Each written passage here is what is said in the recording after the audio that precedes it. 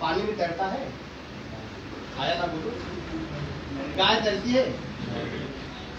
गाय तैरती है। भैंस तैरती, गाय नहीं, सब नहीं तैरते हैं। हाँ, इसको गाँव में रहे हैं। गाय है, भैंस है। हाँ, तो नहाती तक तो तैरती है। हाँ, कभी पानी में छोड़ दोगे तो तैरेंगे, डूबेंगे नहीं। लेकिन बंदर नहीं तैरता है। बंदर जो है अगर वो तनी के पानी में गया तो डूब जाएगा। तो वहाँ पे लिखा, हाँ, वहाँ पे लिखा गया है कि जो नाघई सत योजन सागर, कि जो 100 योजन का सागर पार कर सकता है वही भगवान का काम कर सकता है। अब जितने कपि थे, सब कपि ने कहा कि अरे बाप रे, नदी नाला होता तो हम लोग कोशिश भी करते। ये तो सागर है। क्या है? सागर है। जिस किनारे बैठे हैं वो तो दिखाई दे रहा है, लेकिन जिस किनारे जाना है वो तो दिखाई नहीं दे रहा है। सागर बहुत लंबा चौड़ा होता है। अब आपसे बड़ा सागर कौन जा सकता है? अब वो 100 योजन का सागर हिलोरे ले रहा था, और जैसे ही संपाति ने बात कही तो सभी के मन में एक डर हो गया, ये भगवान, क्या हम राम जी का काम नहीं कर पाएंगे? क्या हम राम जी का काम नहीं कर पाएंगे? सब जिसको हर व्यक्ति के चेहरे पे उदासीनता, मायूसी, इसे सब हार गए, निस्तेज हो गए। कभी कभी परिस्थितियां ऐसी आ जाती हैं, लेकिन अगर भगवान में विश्वास रहे ना तो असंभव भी संभव हो जाता है। हिम्मते मर्दा तो मददे खुदा। आदमी अगर हिम्मत न हारे तो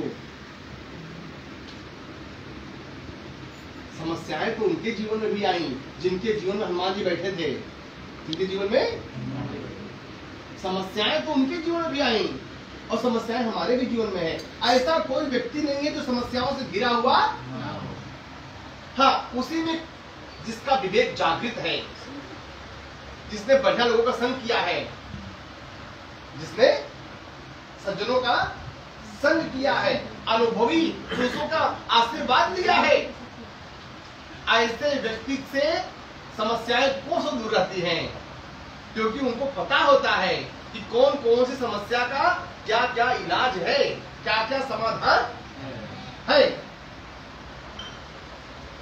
भगवान से एक बात करना कि हे भगवान, मेरे जीवन का भले सब कुछ नष्ट हो जाए, लेकिन सज्जनों का साथ कभी नष्ट होने न पाए। संपत्ति आएगी जाएगी, लेकिन सज्जन, इसलिए हमारे देश के जो अनुभवी कवि हुए हैं, कोई महात्मा तो लिखे है ना, शायद दहीनदास जी लिखे हैं, टूटे सुजन मनाइए जो टूटे सो बार, और रही मन फिर पोइए टूटे मुख। सज्जन को मना लेना चाहिए, सज्जनों का साथ छूटना नहीं चाहिए। आपको पता है रामायण में एक है सुग्रीव। क्या है? सुग्रीव। सुग्रीव के पक्षी थे, पक्षी थे कि पशु थे, गाय थे, घोड़े, कपि थे। क्या थे? हाँ, एक सुग्रीव है और एक है दशग्रीव। कौन है? हाँ, दशग्रीव माने क्या? दशग्रीव माने रावण है।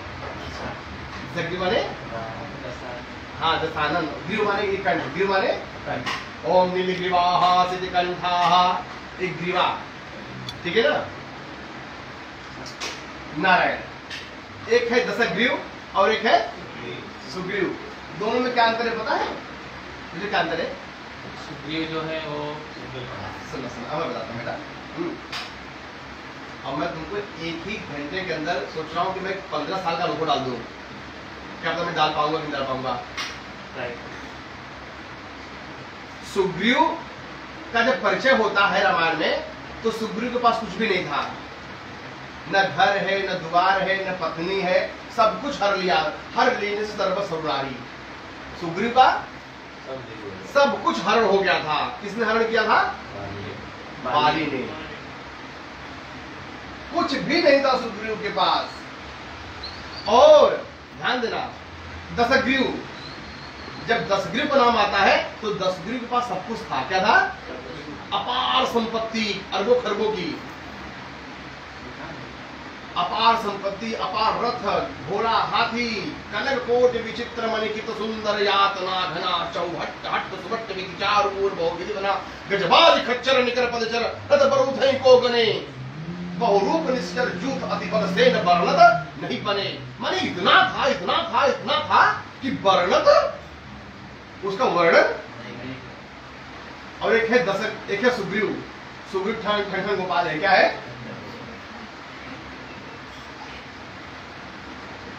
लेकिन एक अंतर था, जो क्या? दशग्रीव घटते क्रम में है। क्या है? और सुग्रीव बढ़ते क्रम में है। सुग्रीव जो है वो गरीबी से अमीरी की ओर जा रहा है। कहां जा रहा है? और दशग्रीव जो है वो अमीरी से गरीबी की ओर जा रहा है, गरीबी की ओर जा रहा है। बताए क्यों? क्योंकि वो सज्जन के साथ क्या हुआ? हाँ, क्योंकि सुग्रीव के पास भले संपत्ति नहीं थी, भले हाथी घोड़ा नहीं थे, भले रथ नहीं थे, लेकिन सुग्रीव के पास सज्जन थे। क्या थे? और उस सज्जन का नाम क्या था? श्री रामचंद्र। हाँ, उनके पास पहले हनुमान जी थे। क्या थे? हनुमान जी थे। तो जब हनुमान जी थे तो हनुमान जी धीरे धीरे क्या किए पता है? हनुमान जी ने राम जी से मिला दिया। क्या किया? राम जी से मिला दिया। और धीरे धीरे सुग्रीव जो है फिर राजा बन गए। और दशग्रीव के पास ये व्यवस्था सब कुछ था, लेकिन सज्जन और एक सज्जन बेचारा था भी, वहां राम राम जप करता था। एक सज्जन बेचारा था विभीषण, बैठ के दिया जला के जपता था राम राम राम। और जब तक वो राम राम जपता था ना, तब तक जो है लंका जो है एकदम दिव्य और भव्य दोनों थी। लेकिन जैसे ही रावण ने विभीषण को मार के निकाल दिया, सज्जन को मार के निकाल दिया, वैसे ही लंका जो है रावण जो है रावण की जो है श्रीहीन हो गया। अरे रावण जब ही विभीषण त्यागा और भयउ विभव बीनु तब ही भागा। देखिए यहाँ पे भागा लिखा गया। क्या लिखा गया? हनुमान जी लंका में गए, पूरा अशोक वाटिका उजाड़ दिए, रावण को भागा नहीं लिखा गया। अच्छे का क्षय कर दिए, रावण को भागा नहीं लिखा गया। और पूरी लंका को फूंक दिए। अरे जरई नगर भा लोग बिहाला, पूरे लंका में हवन कर दिए। अब एकदम झपट लपट बहु कोटि कराला, पूरा लंका का जो है एक एक ईंट जो है जलने लगा। जरई नगर भालो बिहाला, पूरा नगर जो है राख कर दिए। लेकिन रावण को अभागा, रावण को अभागा कब लिखा गया पता है? रावण को अभागा तब लिखा गया कि जब रावण ने वहां पर जो भक्त था विभीषण, और विभीषण को लातों से प्रहार करके अरे मम पूर बसही तपसही पर प्रीति, कहता है रावण की खाता है मेरा और जब करता है उनका, निकल यहां से। और रावण ने जैसे ही विभीषण को निकाला तब गोस्वामी जी ने फिर कलम पकड़ा। अरे भयउ विभव बीनु तब ही भागा, कि जा रावण आज से तू अभागा हो गया। इतना कुछ नष्ट हुआ था, लेकिन संत ने कभी उसको अभागा, लेकिन जैसे विभीषण को निकाल दिए वैसे वो क्या हो गया वो। तो अभागा कौन है बताओ? कहने का मतलब हमारे और आपके बीच में अगर सज्जन नहीं है तो हम क्या है? हाँ, हमारे और आपके बीच में रामचरितमानस नहीं है तो हम क्या है? अभागे हैं। तो कल क्या करना? आज ही रामचरितमानस ले आना, सज्जनों का साथ करना, ठीक है ना? और जिनको हनुमान चालीसा याद हो, सुंदरकांड याद हो, या खुद याद करो, या खुद इतना पढ़ो कि कि अपनी जिज्ञा पे बैठ जाए। जिसे हम पढ़ते ना, जय हनुमान ज्ञान सागर जगत सिंह जागर राम अंजनी पुत्र महावीर विक्रम कुमति निवार कंचन वरण जामवंत के नहीं आएगा ना, जामवंत के वचन सुहाए सुने हनुमान हृदय सुहाए तब लगे परिक्रम भाई सही मन उठाई जब लगी आऊं सीधा देखी। ऐसे हनुमान चालीसा की तरह सुंदर कांड याद कर लो। क्या करो? हाँ, और फिर देखिएगा कि कैसा जो है लक्ष्मी गोट तोड़ के आप यहाँ बैठेंगी। जब आप सुंदर कांड याद कर लोगे ना और उसके जो गंभीर भाव हैं वो संतों से समझ लोगे तो आपके जीवन में जो है बड़ा आनंद आएगा। तो हुआ क्या? हुआ ये कि सारा कपि समाज जो है समुद्र के किनारे पहुंचा। कहाँ पहुंचा? समुद्र के किनारे आ रहे। समुद्र के किनारे पहुंचा। ठीक है ना, 5 बजे विराम दूंगा, हम लोग आरती कर लेंगे 5 बजे। ठीक है। और वहां पे कहा गया कि भाई कौन जाए, तो हनुमान जी खड़े हुए, तैयार हुए। हनुमान जी ने बड़ी प्रसन्नता के साथ कहा कि मैं जा रहा हूं और मैं लौटूंगा तो हम सब मिलकर रामादल में चलेंगे। ठीक है ना। हनुमान जी की यात्रा प्रारंभ होती है। ऐसे तो यहाँ पे प्रत्येक चौपाइयों में इतना रहस्य है कि एक एक चौपाई को अगर मैं जो है हफ्ते हफ्ते भर कहूँ तब अभी कम पड़े, लेकिन अभी मुझे प्राइमरी लेवल में ही करना है। ठीक है ना। जिस दिन आपको याद हो जाएगा, जैसे श्री गुरु चरण सरोज रज निज मन वरनौ रघुवर जोदायक बुद्धिहीन तनु सुमिरो बल बुद्धि विद्या हरहु कलेश जामवंत के वचन सुहाए सुने हनुमंत हृदय दिवाए। अबल की मोहि पर जब तुमको याद हो जाएगा हनुमान चाचा की तरह और तब सुनोगे ना तो मैं जो आज कह रहा हूँ इससे एकदम हटकर कहूंगा, क्योंकि वो डीपली स्टडी होगी। आज नॉर्मल भाषा में सुन लीजिए। हनुमान जी महाराज तैयार होते हैं और जैसे हनुमान जी महाराज उड़ान भरते हैं, विशाल हनुमान जी महाराज एकदम विराट बने और विराट बन के जो है यात्रा प्रारंभ करते हैं। और जैसे यात्रा प्रारंभ करते हैं तो हनुमान जी को आकाश मार्ग से देवताओं ने देखा। किसने देखा? देवताओं। अरे जात पवन सुत देवन देखा। पवन सुत, हनुमान जी को रामायण में पवन सुत कहा गया है। क्या कहा गया है? ऐसे तो हनुमान जी भी हैं, वो बजरंगी भी है, वो कभी पुंगो भी है, कभी शार्दुल भी है, तमाम उनके नाम हैं और तमाम विश्लेषण हैं। लेकिन पवन सुत जो है ना बहुत ज्यादा है। क्या है? बहुत ज्यादा। पता है क्यों? पवन का एक ऐसा गुण है जो किसी में नहीं है। जैसे जल भी देवता है, सूर्य भी देवता है, अग्नि भी देवता है, ये सब देवता है। क्या है? लेकिन पवन की विशेषता ये है कि जल अगर हमको 2-4 दिन न मिले तो भी हम जिंदा रहेंगे? नहीं रहेंगे। हाँ? अगर हमको 2-4 दिन जल न मिले तो भी हम जीवित रहेंगे। और अगर अग्नि 2-4 दिन न मिले, नहीं खाएंगे तो भी हम जीवित रहेंगे। लेकिन जब बात पवन के, अन्न भी देख लीजिए, अन्न भी लोग उपवास करते हैं, 9 दिन नहीं खाते हैं, कुछ बिना जल पानी के रह लेते हैं। और पहले के लोग तो बहुत रहते थे। कहने का मतलब ये है कि अगर हमको जल न मिले, अन्न न मिले तो भी हम रहेंगे, लेकिन अगर हमको जो ऑक्सीजन न मिले, है? अगर हमको वायु न मिले तो हम रह पाएंगे?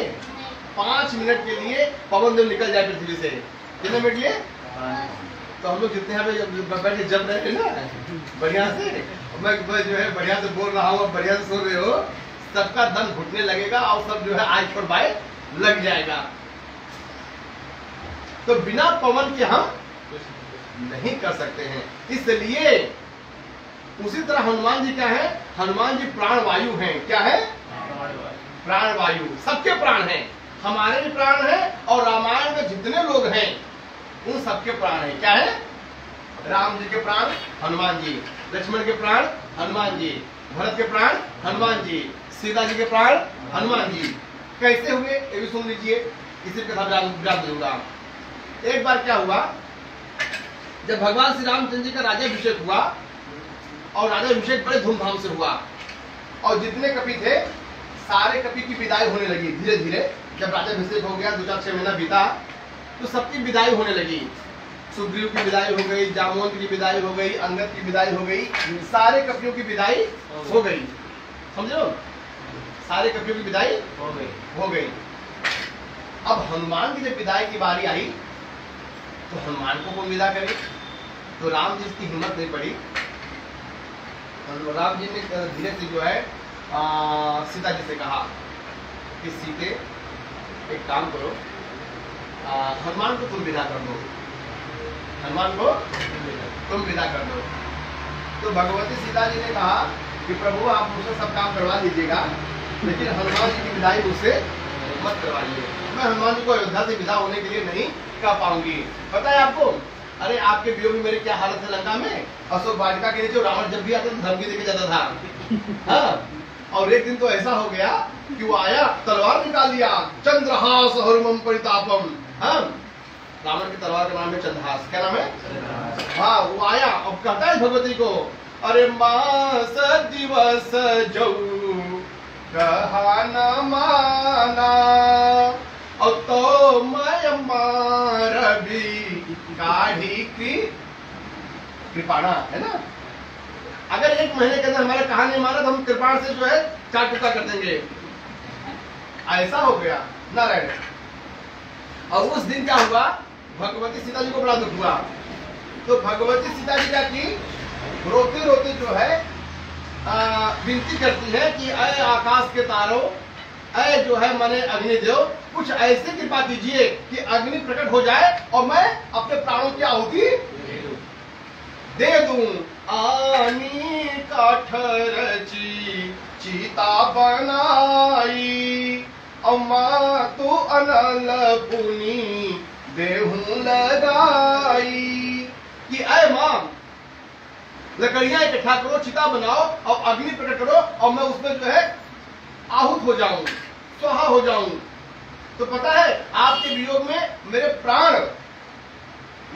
जो त्यागने वाली थी, लेकिन इतने में ही जो है तरुपल्लव रहा लुकाई। हनुमान जी जो है छोटा सा रूप पकड़कर पत्तों पर बैठकर तरुपल्लव महु रहा लुकाई, और वहीं से इतनी बढ़िया कथा सुनाए कि जैसे अमृत वर्षण होने लगा।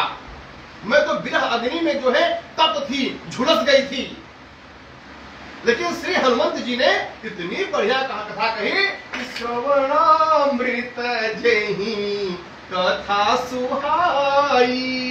जीने का इच्छा हुआ और उन्होंने कथा सुनाकर तो मुझे तो अमर ही कर दिया। मैंने तो बाद में कहा था कि अजर अमर गुण निधि सुध हो, लेकिन उन्होंने अपनी इतनी बढ़िया कथा सुनाई कि पूछो मत। तो हनुमान जी मेरे प्राणों के रक्षक हैं और मैं अपने प्राण दाता को यहां से निकलने दूं? अरे ना, ये मुझसे संभव नहीं है। तो भगवती सीता जी ने मना कर दिया कि मैं हनुमान जी को लंका अयोध्या से विदा नहीं करूंगी। अब भगवान श्री रामचंद्र जी जो है कहे कि किससे कहूं, तो भरत, हाँ भरत आज्ञाकारी है। भरत क्या है? आज्ञाकारी।